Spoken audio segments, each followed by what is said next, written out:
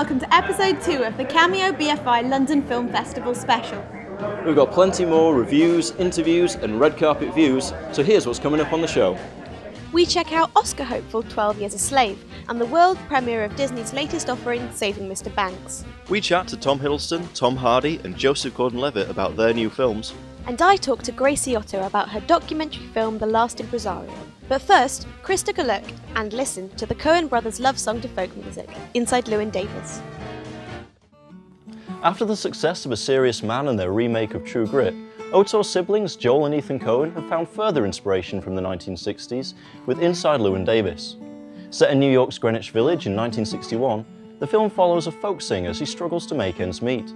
With the added pressures of an ailing father, an unwanted pregnancy and a lost cat, things look bleak for Llewyn. Despite its melancholy tone, the film's incredibly funny and heartfelt, packed with unforgettable characters, brilliantly realised by the likes of Carey Mulligan, Justin Timberlake and John Goodman. What'd you say you played? Folk songs. Folk songs. Solo act? No, I had a partner. Threw himself off the George Washington Bridge. George Washington Bridge? You throw yourself off the Brooklyn Bridge, traditionally. George Washington Bridge. Who does that? The film also features a number of classic folk songs from the period, with subtle nods to the likes of Tom Paxton, Dave Van Ronk, the Clancy Brothers, Peter, Paul and Mary, and, of course, Bob Dylan. Now, I have a particular love for this kind of music, and for me this is clearly one of the films of the year, brilliantly written, directed, and with a stunning central turn from Oscar Isaac. However, the subject matter and the unconventional framing story won't be to everyone's liking, so we've given Inside Llewyn Davis 4 stars. I'm interested in gigging here. Okay, let's hear something. You don't want to hear the record? Why should I? You're here, play me something. Play me something from Inside Llewyn Davis. We're going further back into American history now with British director Steve McQueen's star-studded drama 12 Years a Slave. Went down to the river Jordan. And that servant That don't obey his lord. shall be beaten with many stripes. That's scripture. Based on a true story, the film follows Solomon Northup, a free African-American who is kidnapped and sold into slavery in Louisiana. McQueen brings to this moving story the cinematic artistry of his previous films Hunger and Shame, and the character of Northup is brilliantly realised in an astonishing performance by Chiwetel Ejiofor. If you want to survive, do and say as little as possible. Well, I don't want to survive. I want to live. He more than holds his own against a strong cast including Brad Pitt, Michael Fassbender and Benedict Cumberbatch. We went along to the press conference to hear more about the film. Yeah, there were times when it was sort of emotionally sort of impactful, but I think what we had was a wonderful crew. It was such a supportive atmosphere that it allowed the actors to sort of, go there, as it were, to risk and to try. And my responsibility was to simply tell his story. I'd seen it initially as as telling a story and feeling the responsibility of telling a story about the slave experience or something. Or in a way, you can't tell a story about slavery unless you tell it. That's it. And so you're going to have to, people talk about sort of violence and stuff, but it's sort of weird to me because it's a strange handicap if you can't talk about violence in a film about slavery. You're not going to do justice to any of the people involved. Although the ending may not have the same climactic nature as other films, it is nonetheless heart-wrenching. With near perfect writing, acting, directing and score, this is cinema at its finest, and we give 12 Years a Slave 5 stars. I will survive! I will not fall into despair! I will keep myself hardy till freedom is opportune!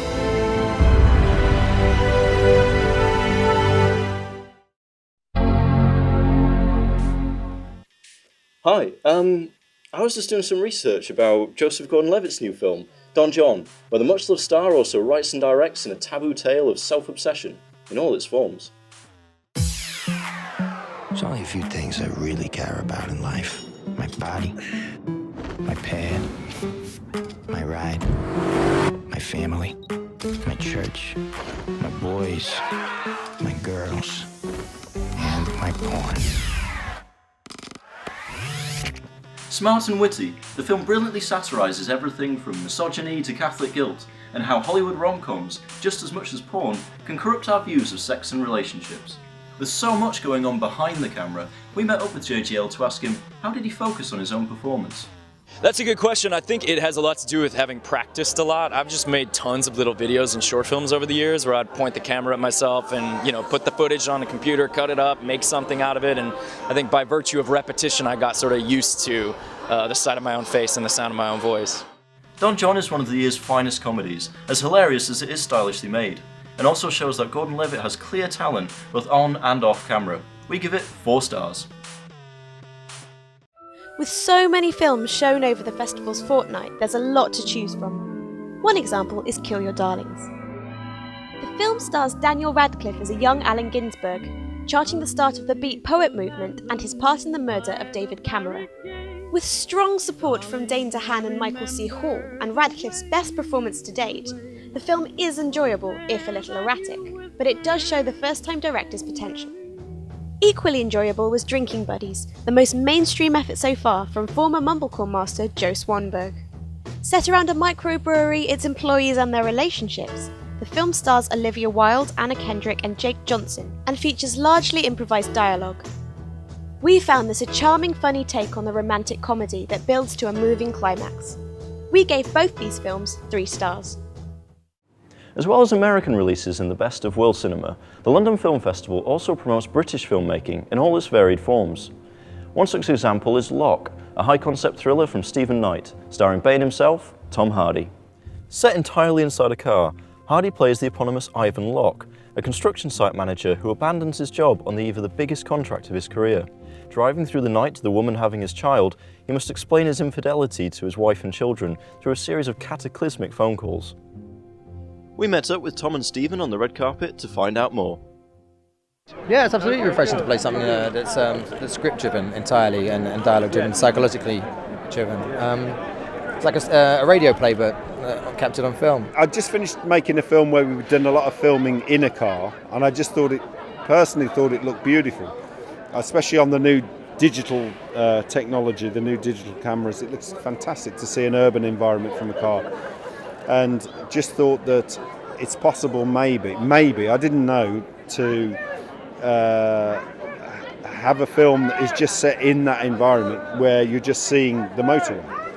Tightly directed, scripted, and featuring a superb performance from Hardy, Locke is both surprisingly funny and an endlessly tense psychological thriller.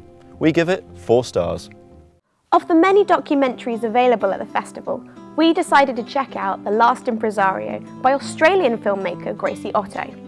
The film subject is Michael White, a theatre and film producer from the 1970s who helped launch some of the most iconic productions of that time, including The Rocky Horror Show and Monty Python and the Holy Grail. Friend to countless stars, the film follows a now elderly White to hear stories of a life well lived. We went along to the Mayfair Hotel to hear stories from Gracie Otto about an extraordinary man and an enjoyable film. Hello, I'm here with Gracie Otto, the director of The Last Impresario. Now Gracie, the film bills Michael White as the most famous person you've never heard of. How did you come to hear of him? Well, I met him at a party in Cannes and we just kind of got talking late at night at 3 o'clock in the morning, and he invited me to a party the next day and something after that, and so I was just like, who are you? Because, everyone knew him, but, just to people like my generation and everyday people, like, even now people are like, so who's Michael White? And I was like, he produced all these, incredible productions. And then they're like, oh, right, yeah, I've never heard of that guy. Well, I guess I'm learning about Michael by just spending time with him in the last few years. Like, I could tell when he didn't want to be filmed or, and I did have this obsession with wanting to get a lot of stuff. So I'd always film him when he was driving and he'd get stressed out and tell me to turn the camera off. But then I'd turn the camera off and then he'd tell me something that I really wanted to have on film. So, at the same time, he would always end up doing what I asked him to do. The Last Impresario perhaps doesn't push the boundaries of documentary filmmaking, but nonetheless the film is enjoyable and White is a compelling character to watch. We give The Last Impresario 3 stars. Jim Jarmusch is one of the most inventive and original writer-directors working today. This year marks the release of his latest film, Only Lovers Left Alive, a gothic tale of love between 2 aged vampires, played by Tilda Swinton and Tom Hiddleston. In recent years, franchises like True Blood and Twilight have saturated the market with vampire love stories. So what does Jarmusch offer us that's different? We met up with Tom Hiddleston on the red carpet and put the question to him. Only Lovers Left Alive is really a film about love, and it's quite hard to describe, but I just know that you've never seen a vampire film like it. I can't think of a film where there's two vampires called Adam and Eve who are rock star poets holed out in Detroit and Tangier, and this is that film. Only Lovers Left Alive is a darkly enjoyable film. Although rather slow at first, the introduction of Mia Wasikowska as the annoying little sister Ava propels the film forward, becoming increasingly funny as we get used to Jarmusch's style of humour. A nice twist on tales of young vampire love, Adam and Eve's world-weary outlook is both refreshing yet at times make the film feel a little monotonous. Although never quite subverting the genre in the way that he did with the Western in Dead Man, Jarmusch's rock and roll vampires still make for an entertaining watch. We give Only Lovers Left Alive 3 stars. After opening the festival with Captain Phillips, Tom Hanks returns to Leicester Square to bookend the festival with Saving Mr. Banks. In the film, Hanks stars as Walt Disney during his attempts to persuade author P.L. Travers, played by Emma Thompson, to give him the rights to make a film about her beloved character, Mary Poppins. We were lucky enough to attend the film's press conference, where Hanks and co were on fine form. I mean, it was one of those, read the first page and go, I'm in. I'm in, yes, okay, I'll do it. You don't have to pay me. They did. They insisted. But they paid me in chocolate and stuffed toys. Slightly bitter about that. Job one is for it to be entertaining and hopefully moving, and you have all that information about real characters. You have to condense it. You have to find an order for it. I don't think anybody would want to watch a movie of the 39 hours spent in the rehearsal room. That would be like a Warhol film or something. There was a responsibility, let me put it that way, which is different than trepidation. It's without a doubt, it's a substantial gauntlet to throw down. Walt Disney was ubiquitous in our lives as Uncle Sam and Smokey the Bear, and the combination of the President of the United States and Mickey Mouse himself. And actually, I've got to tell you, it's such a relief to be rude. Really, without any repercussions whatsoever. You know, say, can you imagine it? I don't want to go to your fucking press conference because I'm bored with them. Or I don't want to come out to your birthday party because I got bored 2 years ago. I mean, if you could, just come out with these things. And she did. She said what she meant. She just said it. I know I do that sometimes and get into terrible trouble, and probably will now. But that was what was so great. She has said what we all think. Thompson delivers a superb performance as a difficult and awkward Travers in this gentle yet moving film. Special mention also goes to Colin Farrell, who played Travers's father in the many flashbacks of her growing up in Australia, which reveal the true inspiration of the character of Mr. Banks in the novel. However, some think the film was marred by over-sentimentality and an idealised portrait of Disney, possibly due to the company's involvement in the film.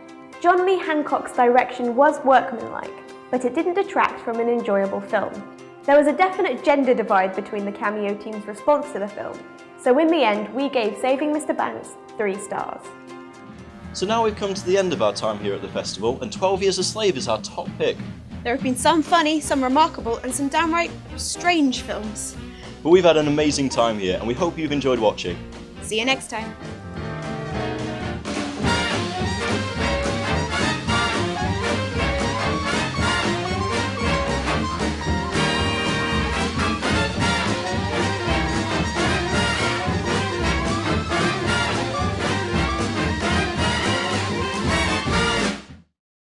We say, he'd be like, I am Loki of Asgard, and I am burdened with glorious motherfucking purpose. That's what he would say.